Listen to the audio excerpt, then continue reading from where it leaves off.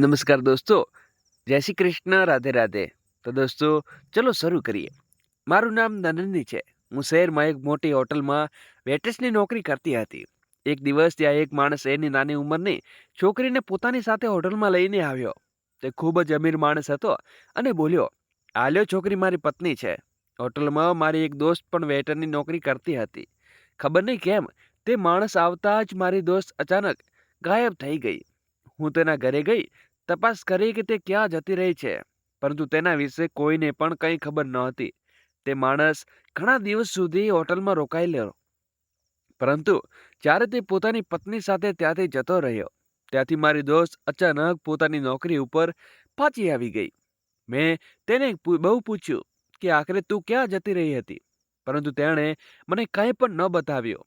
પણ જેવો તે માણસ થોડા સમય પછી ફરીથી પોતાની પત્નીને લઈને હોટલમાં આવ્યો, તો તે મારી પત્ની દોસ્તનો પીછો કર્યો, જે તેની જ્યાં રૂમ સુધી ખાવાનું આપવા ગઈ. મેં લોકો વચ્ચે કંઈક એવું જોયું હતું કે તે મારી આંખ પર હાથ મૂકી દીધો. જ્યારે જઈને મને મારી દોસ્તની સચ્ચાઈ ખબર પડી કે કેટલી હલકી કક્ષાની હતી. હું શહેરની એક મોટી હોટલમાં વેટરની નોકરી કરતી હતી. આ નોકરી મને ખૂબ મુશ્કેલીથી મળી હતી. મારા પરિવારમાં મારા માતા પિતા અને મારા બે નાના ભાઈઓ હતા. હું મારા ઘરની સૌથી મોટી દીકરી હતી. મા અને પિતાજી ઘણા સમયથી બીમાર રહેતા હતા. પિતાજી બીમાર હોવા છતાં પણ કામ પર જતા હતા, પરંતુ ત્યાંથી આવ્યા પછી તેની હાલત ખૂબ ખરાબ થઈ જતી હતી. મારાથી તેમની આ હાલત જોવાની ન હતી. ત્યાંથી મેં જાતે જ નિર્ણય લીધો કે હું કોઈ નોકરી કરીશ. હું નોકરી શોધમાં નીકળી પડી. એમ પણ હું બહુ ભણેલી ગણેલી ન હતી. ઉપરવાળાએ સારો ચહેરો અને મોહ આપ્યો હતો. બસ તે જ થોડો ઘણો સાથ આપી દેતો હતો. આમ તો હું વધારે ઘરની બહાર નીકળતી ન હતી, પરંતુ હવે પરિસ્થિતિ એટલી ખરાબ થઈ ગઈ હતી કે મજબૂરીમાં મારી નોકરી કરવા માટે ઘરની બહાર નીકળવું પડ્યું. મારા પિતાએ મને ઘરની બહાર નીકળવાની ના પાડતા હતા. મેં તેમને સમજાવ્યા અને કહ્યું, "તમારી હાલત એવી નથી કે તમે કામ પર જાઓ. અમારા માટે એવું જ કાફી છે. અમારા માતા પિતાનો છાંયડો અમારા ઉપર બન્યો રહે. હું નથી ઈચ્છતી કે અમે અનાથ થઈ જઈએ." પિતાજી, ઇજ્જત ગઈ ભાડમાં. દરેક માણસની ઇજ્જત તેના પોતાના હાથમાં હોય છે. તમે આજે પણ જૂની સોચમાં ખોવાયેલા રહો છો. આજની પેઢી છે અને આ સમયની પેઢી દીકરીઓને ઘરની બહાર નીકળવી, પોતાના પગ ઉપર ઊભી કરવી રહે છે. મારે પણ મારા પરિવાર માટે કંઈક કરવું છે. તમે મને રજા આપો, કારણ કે મારા બંને નાના નિર્દોષ ભાઈઓને ભૂખથી પીડાતો ચહેરો નથી જોવાતો. પિતાજી મારી વાત સાંભળીને શાંત થઈ ગયા. માએ કહ્યું, "આપણી દીકરી સાચું કહી રહી છે. આપણે આપણી દીકરીને પૂરો વિશ્વાસ છે. આપણી દીકરી ક્યારેય આપણો ભરોસો નહીં તોડે." પિતાજી ચૂપ રહ્યા. હું સમજી ગઈ હતી કે તેમની ખામોશીમાં મજૂરી છે, નહીંતર તે કંઈક કહેતા અને ના પાડી દેતા. મેં ઘણી જગ્યાએ મારી હાઈસ્કૂલની માર્કશીટ લઈને નોકરી શોધવાનો પ્રયત્ન કર્યો, પરંતુ મને ક્યાંય નોકરી ન મળતી. એક દિવસ અમારા પડોશમાં રહેતા એક છોકરાએ મને એક હોટલમાં વેટ્રેસની નોકરી વિશે બતાવ્યું. હું તેના કયા મુજબ ત્યાં પહોંચી ગઈ. હું બહુ ભણેલી ન હતી. મને હોટલના કામકાજ વિશે ઝાઝી માહિતી પણ ન હતી. મારા માટે અહીં કામ કરવું એક પડકાર હતો. મને લાગતું કે મને નોકરી નહીં મળે, પરંતુ જ્યારે હું ત્યાં પહોંચી તો મારી મુલાકાત ત્યાંના માલિક અંકિત સિંધિયાની સાથે થઈ. તે ખૂબ જ સ્માર્ટ હતા અને મારાથી લગભગ ઉંમરમાં 8 વર્ષ મોટા હતા. આ હોટલમાં તેમના પિતાની હતી, પરંતુ તેમના પિતા અવસાન બીમાર રહેતા હોવાથી તે પોતે આ હોટલ સંભાળતા હતા. હું જ્યારે તેમની પાસે ગઈ તો તેમણે મારો ઇન્ટરવ્યૂ લીધો. મેં ઇન્ટરવ્યૂ આપતા પહેલા તેમને સાફ સાફ કહી દીધું કે હું હોટલમાં કામકાજ વિશે કંઈ પણ નથી જાણતી. ના હું બહુ ભણેલી છું કે ના બહુ સ્માર્ટ છું. હું પણ છું, તમારી સામે છું.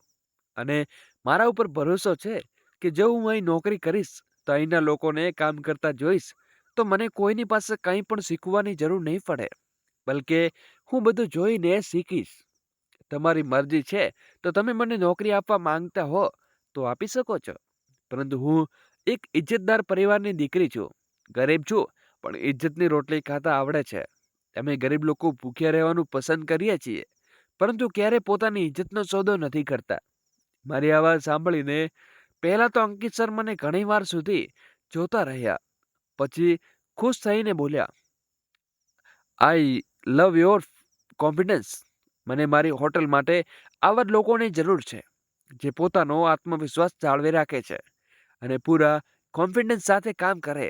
મને અંકિત સર પાસેથી આવા શબ્દોની આશા બિલકુલ ન હતી, કારણ કે જોવામાં ખૂબ ઘમંડી ટાઈપના લાગતા હતા. મેં હંમેશા અમીર લોકો વિશે સાંભળ્યું હતું કે અમીર લોકો પાસે જેટલો વધારે પૈસો હોય છે તેટલું મોટું તેનું દિલ નથી હોતું. પરંતુ અંકિત સર આવા અમીર લોકોની બિલકુલ અલગ હતા. તેમણે મને ખુશી ખુશી નોકરી આપી દીધી અને કહ્યું કે જેવું કે તમે બતાવ્યું છે કે અમે ગરીબ ફેમિલીમાંથી બિલોંગ કરો છો, તો તમે ચાહો તો અમારી હોટલમાંથી વધેલું ખાવાનું પણ તમારા ઘરે લઈ જઈને પોતાની ફેમિલીને ખવડાવી શકો છો. તમને અહીંનો સ્ટાફ અહીંના બધા રીત રિવાજો અને કામ શીખવી દેશે. જો મને તમારું કામ પણ 1 મહિનામાં પસંદ આવ્યું તો હું તમારી સેલેરી ડબલ કરી દઈશ. તેની વાત સાંભળીને મને ખુશી થઈ હતી અને મેં મનમાં નક્કી કરી લીધું કે હું તેમના ભરોસાને ક્યારેય નહીં તોડું. તેમણે બધું કામ સરળ રીતે શોખીને બતાવીશ અને પૂરી ઈમાનદારીથી મારી ડ્યુટી કરીશ. અહીં બીજી પણ ઘણી બધી છોકરીઓ વેટરની નોકરી કરી રહી હતી, તો મને થોડી હિંમત મળી કે છોકરીઓમાં અહીં ફક્ત હું એકલી નથી, બીજી પણ બાજી છોકરીઓ મારા જેવી છે. જ્યારે હું અંકિત સરની કેબિનમાંથી બહાર નીકળી તો તેમણે દરવાજા ઉપર રોકતા કહ્યું, સાંભળો મિસ નંદની, તમે ખૂબ સુંદર છો. તમારા જેવી સુંદર છોકરી કદાચ મારી જિંદગીમાં પહેલી વાર જોઈ છે, જે આટલી સાદગીમાં પણ આટલી ખૂબસૂરત લાગી રહી છે અને જ્યારે મેકઅપ કરશે તો ગજબ ઢાળશે. તેમના શબ્દો મને ખાસ પસંદ ન હતા. કદાચ તે મને ઇમ્પ્રેસ કરવાની કોશિશ કરી રહ્યા હતા, પરંતુ પછી મેં વિચાર્યું કે આટલા અમીર માણસ છે અને મારા જેવી સામાન્ય છોકરીને ઇમ્પ્રેસ શા માટે કરશે. મેં તેમણે થેન્ક યુ કહ્યું અને તેમની કેબિનમાંથી બહાર આવી ગઈ. બીજા દિવસે હું ટાઈમિંગ મુજબ ડ્યુટી ઉપર આવી ગઈ હતી. ત્યારના મેનેજરે મને બહુ સમજાવી દીધું હતું કે ત્યાં જૂની છોકરીઓને મને ધીમે ધીમે હોટલના બધા કામ શીખવી દીધા હતા. ગેસ્ટ સાથે કેવી રીતે વાતો કરાય, તેમને કઈ રીતે આપણી હોટલમાં ફેસિલિટીઝ અને ડિસ્કાઉન્ટ વિશે બતાવવાનું હોય અને કયા પ્રકારના ગેસ્ટને જોઈએ તે કયા પ્રકારનું મેન્યુ આપવામાં આવે. અને 20 દિવસમાં લગભગ હોટલમાં બધા કામ હું શીખી ગઈ હતી. મારી પાસે હોટલ મેનેજમેન્ટની ડિગ્રી તો ન હતી, પરંતુ મને એટલો અનુભવ થઈ ગયો હતો કે હું આગળ પણ અહીં ટકીને કામ કરી શકતી હતી. અંકિત સરે મારી મહેનત અને લગન પસંદ આવ્યા, કારણ કે આ કોઈ સામાન્ય હોટલ ન હતી. શહેરમાં સૌથી મોટી હોટલ હતી, જ્યાં લગભગ બધા જ વેલ ટ્રેન્ડ વેટર અને વેટરસીસ કામ કરતા હતા. મારી અહીંયા સ્ટાફ સાથે ખૂબ સારી દોસ્તી થઈ ગઈ હતી. લગભગ બધા લોકો મને બહુ સારી રીતે ઓળખવા લાગ્યા હતા. પરંતુ વખત વીતતો ગયો. મારી આ નોકરીને ધીમે ધીમે મારા ઘરની હાલત બદલવા લાગ્યા. મારા માતા પિતા પણ મારા કામથી ખૂબ ખુશ હતા.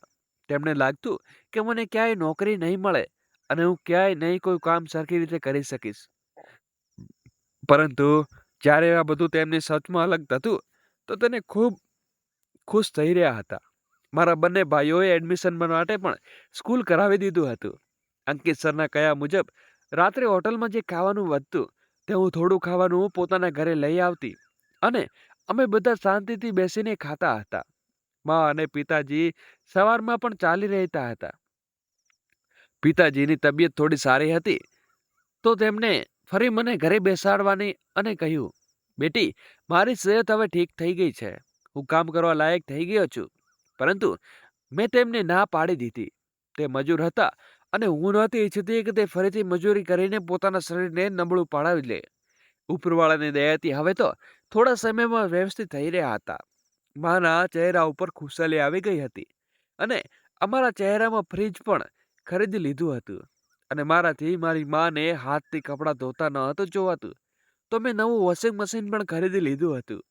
આજુબાજુના લોકો આ જોઈને હેરાન થતા કે એક છોકરી જો વધારે ભણેલી પણ નથી, તે આખરે આટલી મોટી હોટલમાં નોકરી કેવી રીતે મળી ગઈ, અને નોકરી મળી પણ ગઈ તો ઘરમાં કેવી રીતે ચાર ચાંદ લગાવી રહી છે. આ બધું મારી મહેનતનું પરિણામ હતું. હું ખૂબ ભાગ્યશાળી હતી કે મને નોકરી માટે વધારે ધક્કા ખાવા ન પડ્યા અને ઉપરવાળાની કૃપાથી મારી નોકરી બહુ સારી રીતે કામ કરી રહી હતી. સમયસર પગાર થતો અને હોટલમાં નોકરી કરતા લગભગ 6 મહિના વીતી ગયા. ત્યાં અમારો ઘણી બધી છોકરીઓનો ગ્રુપ હતો. અમે બધા એકસાથે હોટલમાં જતા અને રાત્રે લગભગ બધા એકસાથે હોટલેથી પોતાના ઘર માટે નીકળતા હતા. પરંતુ ત્યાં એક છોકરી એવી હતી જે મારી સૌથી વધુ ફેવરેટ બની ગઈ હતી, જેનું નામ સંધ્યા હતું. હું તેને મારી પાકી સહેલી માનવા લાગી હતી, કારણ કે તે એક જ હતી જેણે મને ત્યાંનું એક એક કામ બહુ પ્રેમથી શીખવાડ્યું હતું. તેની સાથે વાતચીત કરતી વખતે મને ક્યારેય સંકોચ અનુભવાયો ન હતો. સંધ્યા અહીં 2 વર્ષ પહેલાથી કામ કરતી, તે હિસાબે અહીંથી ખૂબ જૂની વેટર્સ હતી અને ત્યાં હોટલના ખૂણે ખૂણા જાણતી હતી. પરંતુ છેલ્લા કેટલાક દિવસોથી હું જોઈ રહી હતી કે સંધ્યા ખૂબ જ ખુશ છે. હું કે અમારી બાકીની બધી સહેલીઓ તેની સાથે વાત કરવાની કોશિશ કરતી તો દરેક વાતનો જવાબ હસીને આપતી અને એવું લાગતું કે જાણે અમારા સવાલોમાં જવાબને મજાકમાં સમજી રહી છે. અમે તેને કહેતા કે શું વાત છે, તું આજકાલ બહુ ખુશ નજરમાં આવી રહી છે, તો તે કંઈ પણ બતાવતી ન હતી, બસ હસીને વાત પૂરી કરી દેતી હતી. અને જો કોઈ તેને પૂછ્યું હોત કે તમારી ખુશીનું કારણ શું છે, તો ત્યાં જ તે પોતાની વાત નહોતી બતાવતી. બસ એક જ કહેતી કે હવે મારી જિંદગીને બહુ જલ્દી બદલવાની છે અને હું આ નોકરી છોડી દઈશ. હું સંધ્યાની વાતો છોડીને કન્ફ્યુઝ થઈ હતી.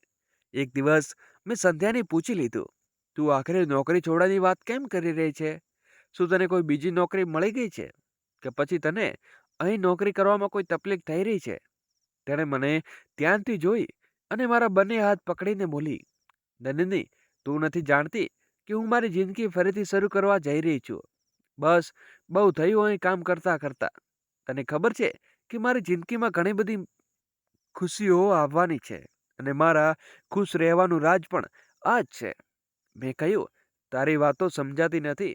આખરે મને બતાવ, આખરે ખરી શું વાત છે? કેમ તું આ રીતે વહેકી વહેકીને વાતો કરે છે? તેણે કહ્યું, બતાવી દઈશ તો બતાવી દઈશ. બસ થોડી ધીરજ રાખ. સૌથી પહેલાં તને બતાવીશ, કારણ કે તું મારી સહેલી છે.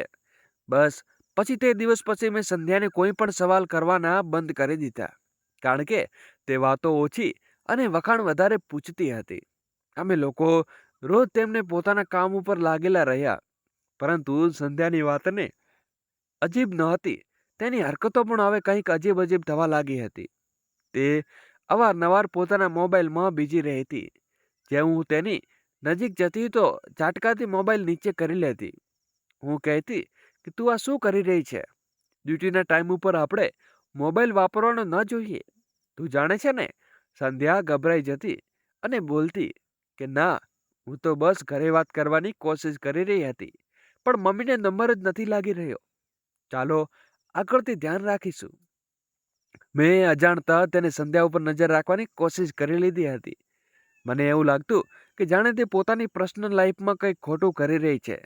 તેની વાતો અને તેના અંદાજ બહુ અલગ અલગ હતા. એ અમારા બધા સ્ટાફના લોકો સાથે બહુ સારી રીતે પેશ આવતી હતી. અમારી સાથે બેસીને વાતો કરતી, ખાવાનું ખાતી, પરંતુ હવે તેને અમારાથી એક સીમિત અંતર બનાવી લીધું હતું. અને રાત્રે જે ટાઈમ પહેલા તે હોટલમાંથી નીકળી જતી અને અમારાથી કોઈને પણ કંઈ કહી જતી કે સરને કહેજો મને એક જરૂરી કામ આવી ગયું છે.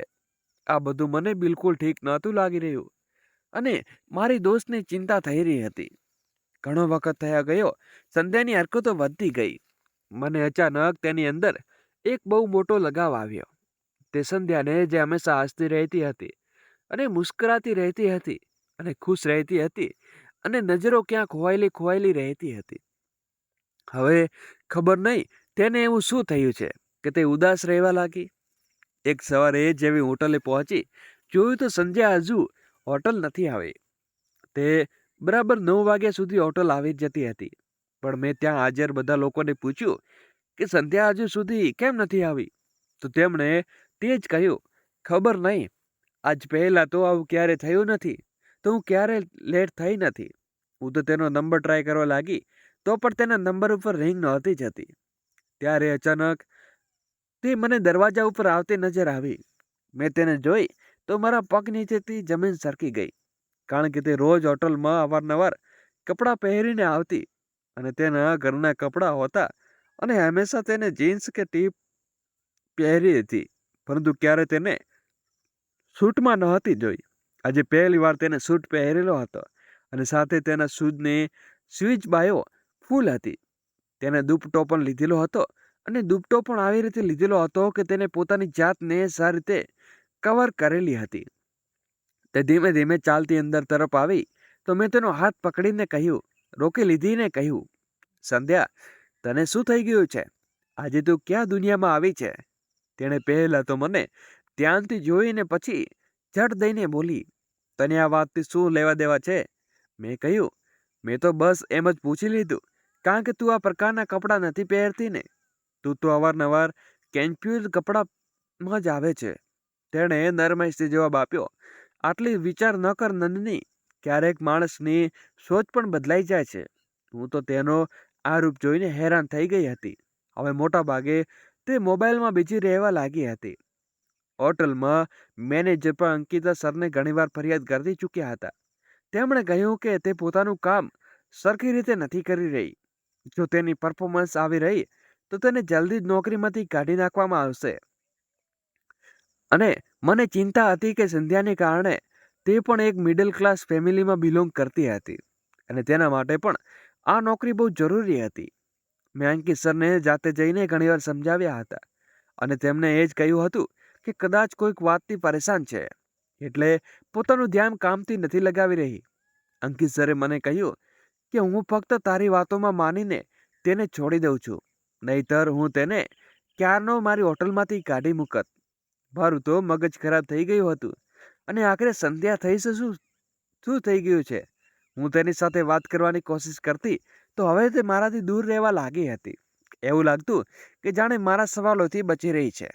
તે પહેલા જેટલી ખુશ નજર આવતી હતી, હવે તેને ક્યારે વધારે ઉદાસ રહેવા લાગી હતી અને ક્યારેક તો મને એવું લાગતું હતું કે જાણે હું બહુ ડરેલી છે.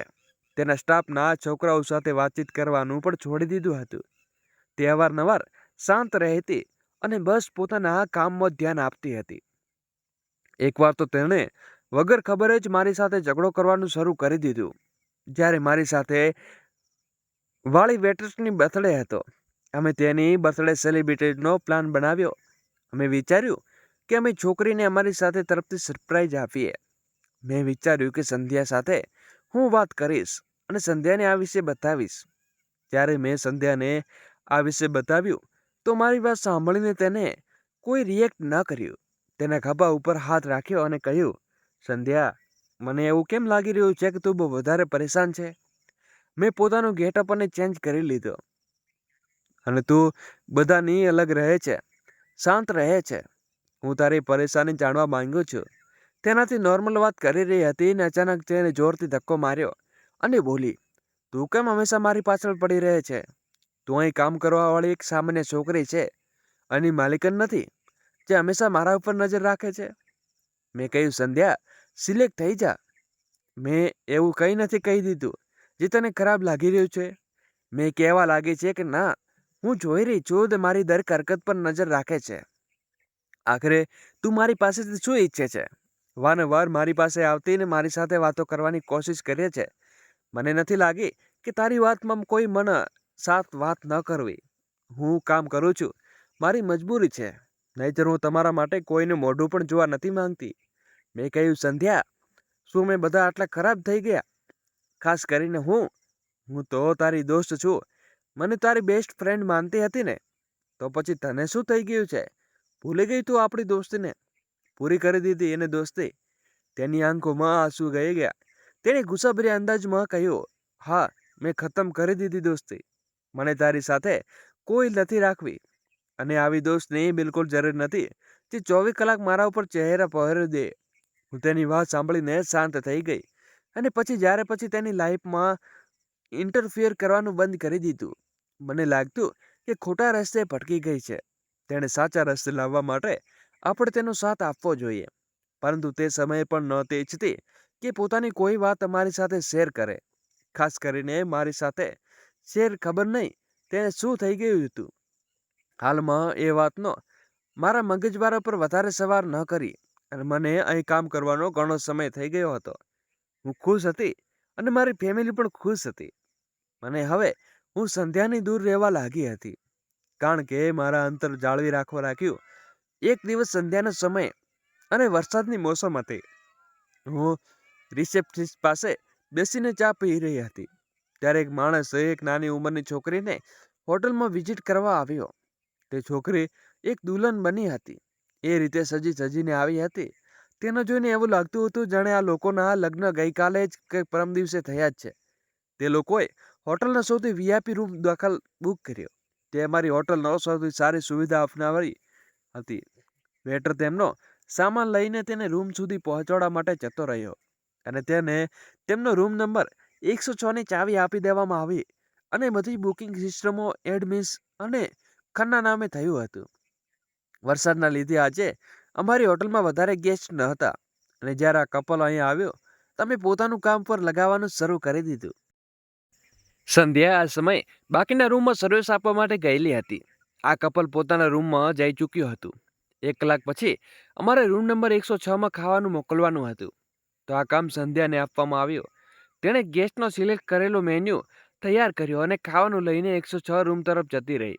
હું પણ તેની બાજુવાળા રૂમની 105માં ખાવાનું આપવા માટે ગઈ હતી. હજુ રૂમમાંથી ખાવાનું આપીને નીકળી જ હતી, મેં જોયું તો સંધ્યા ગભરાઈને રૂમની અંદર 106ના દરવાજે પાછી હેઠી ફરી ગઈ અને ઝડપથી પગથિયાં ઉતરી નીચે તરફ જતી રહી. મેં તેને અવાજ આપ્યો પણ તેને મારું એક ન સાંભળ્યું. તે ખૂબ જ ખરાબ રીતે રોઈ રહી હતી. હું તો તેની સાથે ઉપરથી આવી હાલત તો પછી આટલી વારમાં તેને શું થઈ ગયું? આવી હાલતમાં અહીં ભાગી. હું તેની પાછળ ભાગીને આખરે પૂછવા માંગતી હતી કે આખરે શું વાત છે. પરંતુ નવાઈની વાત એ હતી કે સંધ્યાને આખી હોટલમાં ક્યાંય ન મળી હતી. હું તેને નીચે પહોંચી અને ચેન્જિંગ રૂમ તરફ ગઈ તો ખબર પડી કે સંધ્યા પોતાનો સામાન લઈને હોટલમાંથી નીકળી ચૂકી છે અને તે ખૂબ ડરેલી તથા ગભરાયેલી હતી. આ સાંભળીને મારા હોશ ઉડી ગયા. તે ભલે આપણાથી કોઈથી સાથે વાત નથી કરતી, પરંતુ તેણે ક્યારેય આવું રિએક્ટ નહોતું કર્યું જેવું આજે કર્યું છે. એ ક્યારેય પોતાની ડ્યુટી વચ્ચે છોડીને ગઈ ન હતી. તો તેણે ક્યારે કોઈ એન્જર્ટ કામ હોય છે તો ઘરે જવાનું હોય તો મેનેજર સરને કહીને જતી. જેણે હરકત અત્યારે કરી હતી તે હિસાબે તો મને એવું લાગતું હતું કે હવે તેની નોકરી નહીં રહે. હવે તો અંકિત સર નક્કી તેને નોકરીમાંથી કાઢી મૂકશે અને કદાચ આ વખતે હું પણ તેની સાથે કંઈ ન કરી શકું. પણ તેની તરફથી ખૂબ પરેશાન થઈ ગઈ હતી. મારા કામમાં મન નહોતું લાગતું. રાત્રે જ્યારે હું ઘરે પહોંચી મેં વિચાર્યું કે સંધ્યા સાથે વાત કરવી જોઈએ. મેં મારો મોબાઈલ ઉપાડ્યો અને તેનો નંબર ડાયલ કર્યો. ઘણીવાર સુધી રિંગ વાગતી રહી પણ કોઈએ ફોન ન ઉઠાવ્યો. પછી તેણે તરત જ મેસેજ કર્યો કે મારા મેસેજમાં પણ કોઈ જવાબ ન આવ્યો. હું જાણતી હતી કે મારાથી નારાજ છે, પણ નારાજગીનું કારણ શું છે તે જાતે પરેશાન છે. તે મને પોતાની પરેશાનીનું કારણ બતાવી શકે છે. થઈ શકે છે કે હું તેની પરેશાનીનો કોઈ ઉકેલ કાઢી દઉં. મેં તેની સાથે વાત કરવાની ખૂબ કોશિશ કરી પણ મારી વાતમાં ન થઈ શકી. બીજા દિવસે જ્યારે હું હોટલમાં ગઈ ત્યાં તો નહોતી આવી. હું હજી એક ગેસ્ટ સાથે વાત કરી રહી હતી. ત્યાં જ અચાનક મેનેજરે મને અવાજ આપીને પોતાની પાસે બોલાવી. તેમની પાસે ગઈને કહ્યું, જી સર બોલો. તેમણે મને જણાવ્યું કે મિસ નંદની, અમે બધાએ કહી દો કે કોઈ પણ રૂમ નંબર 6માં નહીં જાય. મિસ્ટર ખન્નાએ જે વસ્તુ જોઈ હશે તે પોતાની નીચે આવીને લઈ જશે અને કોઈ પણ વેટરને ઉપર નહીં જાય. આ સાંભળીને હામાં માથું લાવ્યું, કારણ કે અવારનવાર એવું થયું હતું કે ઘણા એવા ગેસ્ટ આવતા હતા જે પોતાના પ્રાઇવસી લઈને ખૂબ ગંભીર હોય. મિસ્ટર અને મિસિસ ખન્ના આપણી હોટલમાં રોકાયેલો 2 દિવસ વીતી ચૂક્યા હતા. બીજી સવારે હોટલે હંમેશાની જેમ બીજી હતી. હું રિલેશન પર કામ કરી રહી હતી ત્યારે હાઉસકીપિંગ વિભાગનો કર્મચારી શેખર મારી પાસે આવ્યો. તેનો ચહેરો ખૂબ ગંભીર હતો.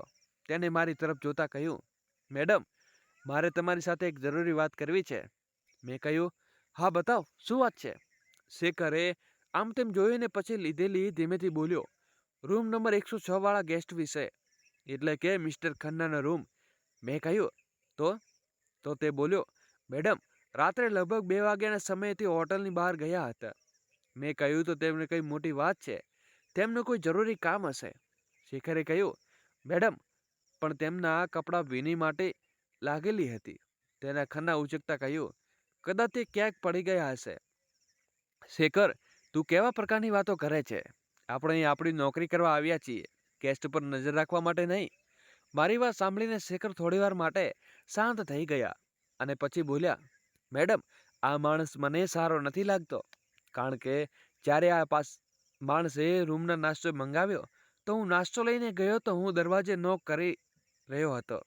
ત્યારે અંદરથી કોઈ છોકરીના જોર જોરથી ચીસો પાડવાના અવાજ આવી રહ્યા હતા. અને જ્યારે મેં ફરીથી દરવાજો ખખડાવ્યો તો અચાનક શાંતિ થઈ ગઈ. તે માણસ દરવાજા ઉપર આવ્યો અને ત્યાંથી નાસ્તો લઈ લીધો અને મને અંદર પણ ના આવવા દીધો. હું શાંત થઈ ગઈ અને મેં કહ્યું, સારું, ઠીક છે, તું જા અને તારું કામ કર. હું વિચારમાં પડી ગઈ હતી. મને યાદ આવ્યું કે દિવસે સંધ્યા પણ ખૂબ ખરાબ રીતે રોતી રોતી ત્યાંથી ભાગી હતી. આખરે તેને શું જોયું હતું? સંધ્યાની હજુ સુધી કોઈ ખબર ન હતી. આટલી જ વારમાં તે બંને પતિ પત્ની લિફ્ટમાંથી બહાર આવ્યા. જ્યારે તે છોકરીનો ચહેરો જોયો તો હું હેરાન થઈ ગઈ, કારણ કે તેનો ચહેરો ખૂબ બદલાયેલો હતો અને કંઈ પરેશાન દેખાઈ રહી હતી.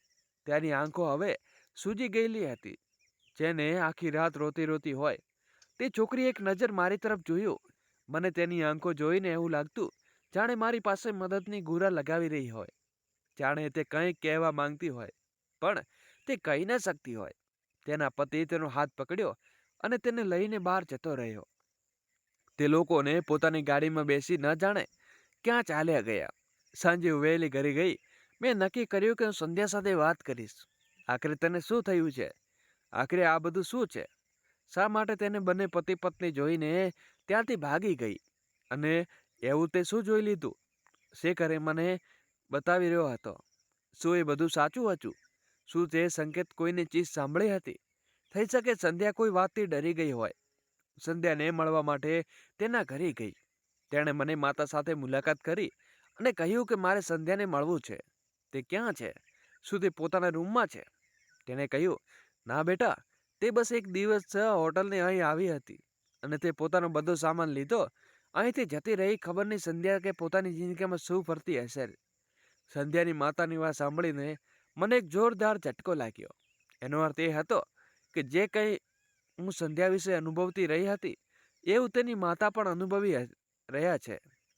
મેં કહ્યું, આંટી, હું જાણવા માંગુ છું કે આખરે સંધ્યાની જિંદગીમાં શું ચાલી રહ્યું છે. તેના ઘણા દિવસોથી કોઈ પતો નથી. મેં વિચાર્યું કે ઘરે હશે તો તમે કદાચ ઘરે પણ નથી. તો પછી તે ગયા કઈ? સંધ્યાની માતાએ આંખોમાં આંસુ આવી ગયા. તેમણે કહ્યું, બેટા, ખબર નહીં ક્યાં ગઈ છે. થઈ શકે છે કે પોતાના પતિ પાસે ગઈ હોય. પતિ? હું ચોંકી ગઈ. કહ્યું, સંધ્યાએ લગ્ન કરી લીધા હતા. તેમણે કહ્યું કે હા બેટા, તેને લગ્ન કરી લીધા અને લગ્ન પણ પોતાની મરજીથી કર્યા છે. ખબર નહીં કેવા છોકરાને પ્રેમમાં પડી ગઈ. હંમેશા મોબાઈલમાં જ લાગેલી રહેતી હતી. અમને તો કહીને જ કહી કે નોકરી ઉપર જાઉં છું. હવે ખબર નહીં નોકરી ઉપર જતી કે છોકરાને મળવા જતી. બસ એક જ દિવસ તે છોકરાને સાથે વરમાળા પહેરીને ઘરમાં આવી ગઈ અને કહેવા લાગી, માં, મેં લગ્ન કરી લીધા છે. કહેતી હતી કે આ છોકરો ખૂબ અમીર છે, આપણી જિંદગીમાં બદલી નાખશે. તે છોકરો શહેરનો કોઈ જાણીતો બિઝનેસમેનનો હતો. અમે તો બેટા શરીફ લોકો છીએ, વધારે કંઈ જાણતા નથી. અમને ખબર કે દુનિયા બહાર શું થઈ રહ્યું છે. મારી દીકરી નોકરી ઉપર જતી હતી અને ઘરે આવીને મારી સાથે ખૂબ રહેતી હતી. અમે તો બસ આટલું જ જાણતા હતા. પણ જ્યારથી તેને છોકરા સાથે લગ્ન કર્યા હતા ત્યારથી જાણે તેના ચહેરાની ખુશી ક્યાં ગાયબ થઈ ગઈ હતી. સંધ્યાના ભાઈઓ ક્યારેક તેના ઉપર ધ્યાન આપતા ન હતા. તેમણે પોતાની બહેનને પૂરેપૂરી છૂટ આપેલી હતી. તે પોતાની જિંદગીમાં ઈચ્છે તે કરી શકે છે, પરંતુ ત્યાં છૂટનો મોટો ફાયદો ઉઠાવ્યો અને અજાણ્યા છોકરા સાથે લગ્ન કરી લીધા. અમને શું ખબર છે કે કોણ છે? તે પોતાને હંમેશા તેના વખાણ કરતી રહી હતી. જ્યારે તેને અમારા ઘરની આવી લગ્ન કરી લીધા તો અમે તેના વિશે લગ્ન સ્વીકાર કરી લીધો. કોઈને પણ તેને વઢ્યો નહીં, કારણ કે તેની સાથે ખુશ હતી. છોકરો દેવામાં ખૂબ સારો હતો. અમે વિચાર્યું કે વાંધો નહીં, અમારી દીકરી તેના માટે ખુશ છે અને અમે પાછો તે અમીર છે. તે મારી દીકરીને હંમેશા ખુશ રાખશે. અમે બંને આશીર્વાદ આપ્યા અને સંધ્યા હંમેશા માટે તેની સાથે તેના ઘરે જતી રહી. સંધ્યા ક્યારે અમારા ઘરે આવતી હતી. અમને લાગ્યું કે લગ્ન પછી તે નોકરી છોડી દેશે, પણ તેને નોકરી ન છોડી. તે અવારનવાર તે જ બતાવતી હતી કે હું નોકરી ઉપર જાઉં છું. મારો પતિ કહે છે કે નોકરી પર જવાનું છોડે નહીં. તું ખુશ હતી તો અમને તેને જોઈએ ખુશ રહેવાતા હતા. પછી અચાનક ન જાણે શું થવા ઘણા દિવસોથી ઉદાસ રહેવા લાગી હતી. તેણે પોતાનો પહેરવેશ પણ બદલી નાખ્યો હતો. તેને મોડેલ બનવાનો ખૂબ શોખ હતો, એટલે હંમેશા ફ્રેન્સી કપડાં પહેરતી હતી. પરંતુ જ્યારથી લગ્ન થયા છે તેણે સૂટ પહેરવાનું શરૂ કરી દીધું, દુપટ્ટો લેવાનું શરૂ કરી દીધું. તેણે ક્યારેય પોતાની જિંદગી વિશે અમને કંઈ ન બતાવ્યું. સમય વીતતો ગયો. થઈ શકે છે કે નોકરી પર સતત થઈ રહી હતી. તેને અમારા ઘરે આવવાનું બંધ કરી દીધું. પછી અચાનક તે દિવસ રોતી રોતી આવી અને પહેલા કહેવા લાગી કે મારા પતિ સાથે છૂટાછેડા થઈ ગયા છે. અમે પરેશાન થઈ ગયા અને પૂછ્યું કે બતાવ, તારા બંને વચ્ચે શું ફરક છે? છૂટાછેડા થઈ ગયા તો તે આ અંગે કંઈ ન બતાવ્યું અને શાંત રહેવા લાગી અને ચીડિયા સ્વભાવની થઈ ગઈ. થોડા દિવસો પછી નોર્મલ થઈ ગઈ, જાણે તે પોતાને પતિની જિંદગીમાંથી નહીં પણ પોતાના દિલમાંથી કાઢી મૂક્યા હોય. બેટા, મને નથી ખબર કે ક્યાં ગઈ છે. 2 દિવસથી તેનો કોઈ અતો પત્તો નથી. તેનો ફોન પણ બંધ આવે છે. તેને ખબર હોય તો બતાવ. મારા બંને દીકરાઓ પણ પોતાના પરિવારમાં બીજી રહે છે અને મારી દીકરી ખબર લેવામાં કોશિશ કરી રહ્યું છે. હું ઘરડી સ્ત્રીને ક્યાં શોધવા જાઉં? સંધ્યાની માતાની વાતો સાંભળીને બહુ યાદ આવવા લાગ્યું કે સંધ્યા અમારી સાથે શા માટે આવું વર્તન કરી રહી હતી. પણ મને અફસોસ એ વાતનો થયો કે તેણે પોતાની બેસ્ટ ફ્રેન્ડને બનાવી હતી, છતાં તેણે મને પોતાની જિંદગીની આટલા મહત્વના હિસ્સા વિશે પણ ન બતાવ્યું. તેણે મને એ તો બતાવ્યું કે છોકરીને પ્રેમ કરતી હતી. એ બતાવ્યું કે તેણે સાથે લગ્ન પણ કરી લીધા હતા. મેં આંટીને સાતત્વ આપતા કહ્યું કે હું સંધ્યાને શોધીને કાઢીશ, તમે ચિંતા ન કરો. ખબર નહીં કેમ મને એવું લાગી રહ્યું હતું જાણે હોટલમાં બનતી ઘટનાને અંતે સંધ્યાની હરકતો આ બધું આસપાસ ક્યાંક ને ક્યાંક જોડાયેલું છે. હું પણ સમજી શકતી ન હતી કે મારે ગમે તે કરીને મારી દોસ્તને બચાવવાની હતી. તેણે શોધતી અને જાણતું કે આખરે તેની જિંદગીમાં શું ચાલી રહ્યું છે. હું પરેશાન હતી અને મારા બીજે દિવસે આવી પરેશાનીમાં જ્યારે હોટલે પહોંચી તે મારો સામનો અંકિત સર સાથે થયો. તેણે મને પોતાની કેબિનમાં બોલાવી અને કહેવા લાગ્યા, નંદની, તારી તે દોસ્ત ક્યાં છે? તેની નોકરી તો અત્યાર સુધી બચાવી રહી છે. તે પોતે નોકરી છોડીને જતી રહી છે. હા, હું તારી સાથે કોઈ મદદ નહીં કરી શકું. હવે જો અહીંથી નોકરી કરવા આવશે તો હું તેને નોકરી ઉપર નહીં આપું. મેં સર તરફ જોયું અને કહ્યું, સર, મને કંઈક બરાબર નથી લાગી રહ્યું. તેણે કહ્યું, શું બરાબર નથી લાગી રહ્યું? તું આ કેવી વાતો કરે છે? મેં કહ્યું, સર, સંધ્યા હોટલમાંથી રોતી રોતી ભાગી હતી અને પછી ન તો પોતાના ઘરે પહોંચી કે ન તેના નંબર લાગી રહ્યો છે. ખબર નહીં ક્યાં ગાયબ થઈ ગઈ છે. સર, પ્લીઝ તમે કંઈક કરો. તેનો પરિવાર તેની વિશે તેને શોધી શકે. હું નથી ઈચ્છતી કે તેની સાથે કંઈ ખોટું થઈ જાય. સર, મને તમારી મદદની જરૂર છે. હું ઈચ્છું છું કે તમે મારી દોસ્તને શોધી આપો. મારી વાત સાંભળીને અંકિત સર શાંત થઈ ગયા. પછી કહેવા લાગ્યા, સારું, ઠીક છે, તું પરેશાન ન થા. હું તારા માટે સંધ્યાને શોધવાની કોશિશ કરી શકું છું. તેમણે મોબાઈલ ઉઠાવ્યો અને કેટલાક પોલીસ સ્ટેશન અને મિત્રોને ફોન જોડ્યા અને સંધ્યાની તપાસ શરૂ કરી દીધી. સંધ્યાને ગુમ થઈને 3 દિવસ વીતી ચૂક્યા હતા. તેના ઉપર તેની રિપોર્ટ ઉપર બનતી હતી. 24 કલાક પછી સંધ્યાનો પત્તો મળી ગયો. તે એક હોટેલમાં હતી. જ્યાં તેમને હોટેલની ખબર પડી તો ત્યાં ગઈ. સંધ્યા હોટેલના રૂમમાં સંકુચાઈને બેઠી હતી. તેની હાલત જોઈને મારા હોશ ઉડી ગયા. તે ખૂબ ડરેલી હતી. પછી અચાનક આ રીતે જોઈને તે ગભરાઈ ગઈ અને કહેવા લાગી, તને મારા વિશે કોણે બતાવ્યું છે અહીં છું? મેં કહ્યું, સંધ્યા, તને શું થઈ ગયું છે? હું તને શોધવા માટે આવી છું. આખરે તું આ બધું કરતી હતી ફરે છે. શું ગયું છે તને? હું તને બધું બતાવ. હું તારી મદદ કરીશ. સંધ્યા રોતા રોતા કહેવા લાગી, એ આવી જશે, મને જીવતી નહીં છોડે. તે કઈ ખતરનાક માણસ છે. હોટેલ સુધી પહોંચી ગયો છે. મેં કહ્યું, તું કોની વાત કરે છે? સંધ્યા, મને બતાવ. સંધ્યા મારા ગળે વળગી ગઈ. હું તેને સાતત્વ આપવા લાગી. પણ અચાનક મારી નજર તેની ગરદન ઉપર પડી, જ્યાં કાળા કાદળી ડાંગ અને ઈજાના નિશાનો હતા. મેં કહ્યું, સંધ્યા, આ તારી ગરદન ઉપર કેવા નિશાન છે? તેણે કહ્યું, નંદની, પહેલા તું વાદો કર કે કોઈને આ અંગે બતાવી નહીં. મેં કહ્યું, ઠીક છે, હું કોઈને કંઈ નહીં કહું. મેં તેને નહોતું બતાવ્યું કે હું પોલીસ દ્વારા અહીંયા સુધી પહોંચી છું. હું નથી ઈચ્છતી કે બધું ડરી જાય. પછી સંધ્યાએ મારા ઉપર ભરોસો કર્યો અને પછી બધું બતાવ્યું કે કેવી રીતે તેના પ્રેમમાં પડી હતી અને પછી કેવી રીતે તેને પોતાની વાતોમાં ફસાવી લીધી હતી. તેણે તેની સાથે લગ્ન તો કરી લીધા, પણ લગ્ન કર્યા પછી જ્યારે તે પોતાના ઘરે લઈને ગયો તો તેને મરવા પીટવાનું શરૂ કરી દીધું. તેનું તે રૂપ જોઈને તે ગભરાઈ ગઈ હતી. તેણે બતાવ્યું કે માણસ રાત્રે એકલા રૂમમાં રાક્ષસ બની જાય છે, પણ દિવસમાં અજવાળામાં તે તેવો શરીફ માણસ બની જાય છે. તેની ઓળખ બિલકુલ અલગ હોય છે. મેં કહ્યું, માણસ કોણ છે? તું મને તેના વિશે બતાવને. સંધ્યાએ કહ્યું, એ જ માણસ જે આપણી હોટલમાં રૂમમાં 106માં આવ્યો હતો. હું જ્યારે રૂમમાં ખાવાનું આપવા માટે ગઈ તો મેં જોયું તો ત્યાં કોઈ બીજી છોકરી સાથે હાજર હતો અને તેની કલાઈ મરોડી રહ્યો હતો. તેમાંથી છૂટાછેડા લઈને મારા બધા સંબંધો પૂરા કરી લીધા. તેના રૂમમાં દિવસમાં અજવાળું તો બિલકુલ ઠીક રહે છે, પણ એકાંતમાં મને રાતના અંધારામાં સ્ત્રી પર પોતાનો ગુસ્સો કાઢે છે. તે જ્યારે મને પહેલીવાર મળ્યો તો મારી સાથે ખૂબ પ્રેમના દાવા કરતો હતો. દિવસમાં લગભગ મારી સાથે ખૂબ નોર્મલ રહેતો હતો. મને કહેતો કે તું મારી નોકરી ચાલ, તારી જિંદગીમાં કોઈ લેવા દેવા નથી. પણ જ્યારે રાત થતી તો તેની સાથે રૂમમાં ન હતી. તે ખૂબ ખૂબ ખરાબ રીતે મારતો પીટતો હતો. તેને નિશાન મારા શરીર ઉપર અત્યારે પણ હાજર છે. હું નથી ઈચ્છતી કે આ સચ્ચાઈ કોઈને ખબર પડે, એટલા માટે મેં મારું શરીર ઢાંકવાનું શરૂ કરી દીધું. મેં તેની પાસેથી કોઈ રીતે છૂટાછેડા લઈ લીધા હતા અને મારો પીછો છોડાવ્યો. તેણે મને પોતે છૂટાછેડા આપી દીધા હતા. એવું કહ્યું કે વૈસે ભી તું જૈસે છોડવાની છો. હું મારી સાથે વધારે દિવસ કોઈને કોઈ એક છોકરીને સહન નથી કરી શકતો. હું મારી જિંદગીમાં પાછી લોટી આવી.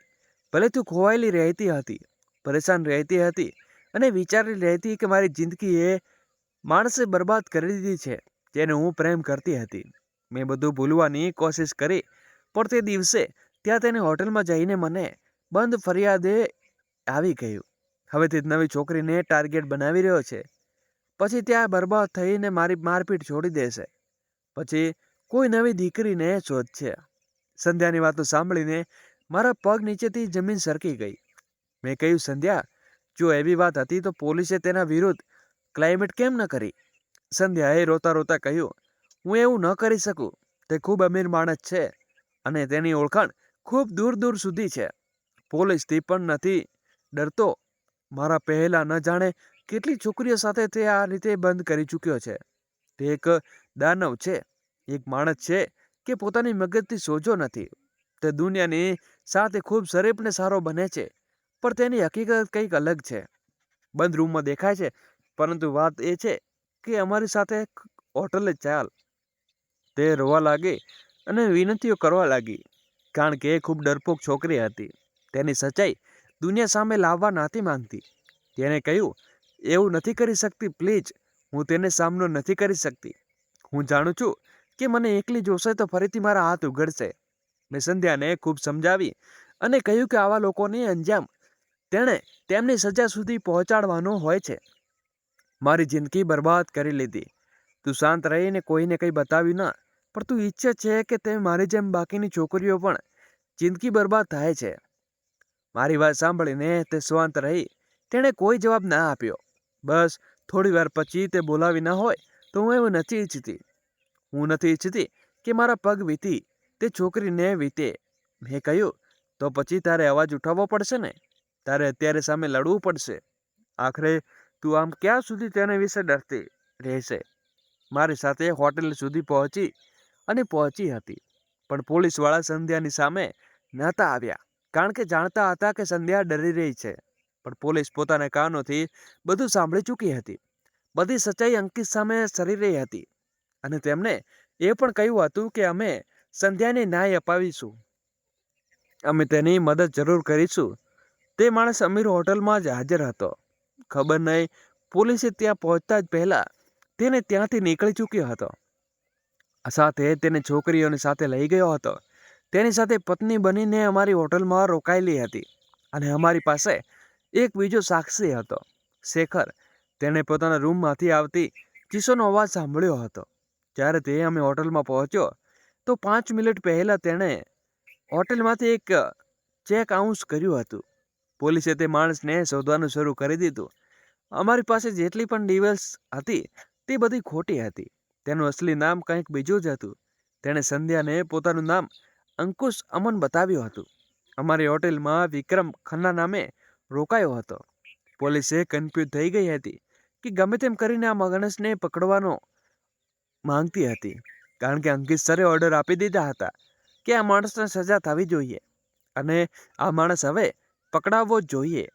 પોલીસે પોતાનું કામ ખૂબ ઈમાનદારીથી કર્યું અને 2 દિવસ પછી તેને બીજી હોટલમાંથી પકડી પાડવામાં આવ્યો હતો. ત્યાં તે બીજી છોકરીઓ સાથે હાજર હતો. તેની સાથે પણ તે જ કર્યું જે કરી રહ્યો હતો અને તે અત્યાર સુધી છોકરીઓ સાથે શરૂ કર્યું. પોલીસે જ્યારે તેને એરેસ્ટ કર્યો તો ખૂબ ખરાબ રીતે બૂમો પાડી રહ્યો હતો. તે કહી રહ્યો હતો કે મેં એવું કંઈ નથી કર્યું, આ છોકરી જૂઠું બોલી રહી છે. પણ તે એક છોકરી જૂઠું બોલી શકે? બધી છોકરીઓ તો જૂઠું ન બોલી શકે ને. તેની ધરપકડ પર ધીમે ધીમે બધી છોકરીઓ સામે આવી. તેમણે નિવેદન આપ્યા અને પછી તેને કડક સજા થઈ. જે છોકરાનું અસલી નામ રતિક ખુરાન હતું, જે શહેરમાં સૌથી મોટા બિઝનેસમેનનો દીકરો હતો.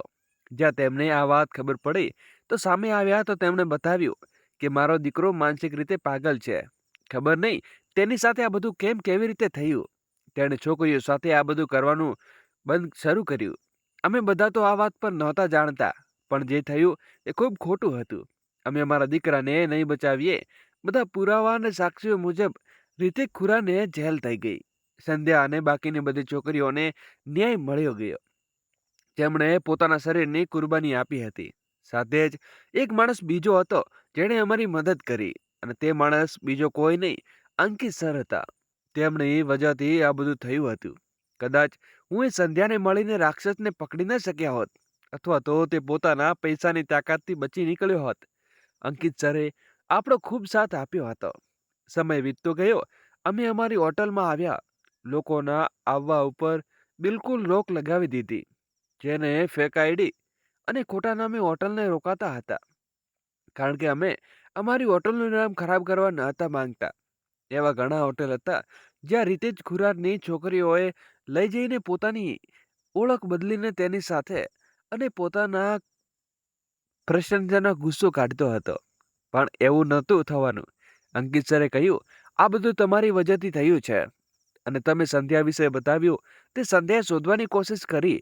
જો તું પણ તેને શોધતી તો તેના પરિવારની જેમ નજરઅંદાજ કરી દેતી તો આજે ન મળત અને પોતાની જિંદગી સાથે શું બેસત. અંકિત સરે મારા વખાણ કર્યા તો હું ખુશ થઈ. સંધ્યાએ પોતાની નોકરી ફરીથી જોઈન કરી લીધી અને હવે તે ડર સાથે નહીં પણ ખુશી ખુશી પહેલાની જેમ કામ કરી રહી હતી. હોટલની બધી છોકરીઓને સતર્ક કરી દેવામાં આવી અને આવા લોકોથી સાવધાન રહે, અને સંધ્યા સમજાવવામાં આવ્યું કે અત્યાચારને શાંતિથી સહન ન કરવો જોઈએ, બલકે અત્યાચાર સામે અવાજ ઉઠાવવો જોઈએ. આજે જો આપણે ચૂપ રહીશું તો આગળ જતા આવા રાક્ષસો અપાર વધુ ફાયદો ઉઠાવશે. સંધ્યાએ અમારાથી પોતાના ખરાબ વર્તન માટે માફી માંગી હતી. જ્યારે તે પોતાના ઘરે પહોંચી તો તેની માં ખૂબ ખુશ થઈ હતી. તેમણે પોતાની દીકરીના ગળે વળગી લીધી અને કહ્યું કે બેટા, ભવિષ્યમાં આવું પગલું ન ભરતી. જે પણ કરવું હોય તો પોતાના પરિવારની મરજીથી કરજે. રિતિક ખુરાનની સવાર ચાલી રહી છે, કારણ કે તે પોતાની બીમારીના કારણે ઘણી છોકરીઓની જિંદગી ખરાબ કરી હતી. છોકરીઓની સુંદર ચહેરા પાછળ ફિદા થઈને તેની ઘીનોતી હરકતો નહોતી જાણતી, કારણ કે અવારનવાર સુંદર ચહેરાની પાછળ રાક્ષસ છુપાયેલો હોય છે, જે આપણને જોઈ નથી શકતા. સંધ્યાની જિંદગીમાં બધું ઠીક થઈ ગયું, પણ હું જાણતી હતી કે જે ઘા તેના શરીર ઉપર છે તેનો રૂજાઈ જશે, પણ જે દિલ ઉપર છે તે રૂજાતા હજુ સમય લાગશે. હું તેમની નારાજપીર તેમની પોતાની દોસ્તને પોતાની જિંદગીની ખુશી અને દુઃખમાં સામેલ ન કરી જો. તેણે મારી સાથે આ બધું શેર કરી લીધું હતું તો થઈ શકતે તે આરોપીને સજા ખૂબ સમયસર પહેલા મળી શકી હોત. એક દિવસ અંકિત સરે મને પોતાના રૂમમાં બોલાવી. હવે મારી પણ જિંદગીની અસલી શરૂઆત થવાની હતી. કારણ કે અંકિત સરે મને પ્રપોઝ કર્યું હતું અને કહ્યું હતું કે હું ખૂબ સમયથી તને પસંદ કરું છું, પણ ક્યારેય તને કહી ન શક્યો. હું તારી સાથે લગ્ન કરવા માંગુ છું. મેં અંકિત સરને પ્રપોઝને સ્વીકાર તો નહોતો કર્યો. હું નહોતી ઈચ્છતી કે દુનિયામાં એવું કહે કે એક મામૂલી વેટર અમીર માણસને પોતાના પ્રેમની જાળમાં ફસાવી લીધો. મેં તેમને ના પાડી લીધી, પરંતુ તે વારંવાર મારા દિલમાં પોતાના માટે જગ્યા બનાવવા માટે કંઈક ને કંઈક એવું કરતો જે હું મજબૂર થઈને ગઈ.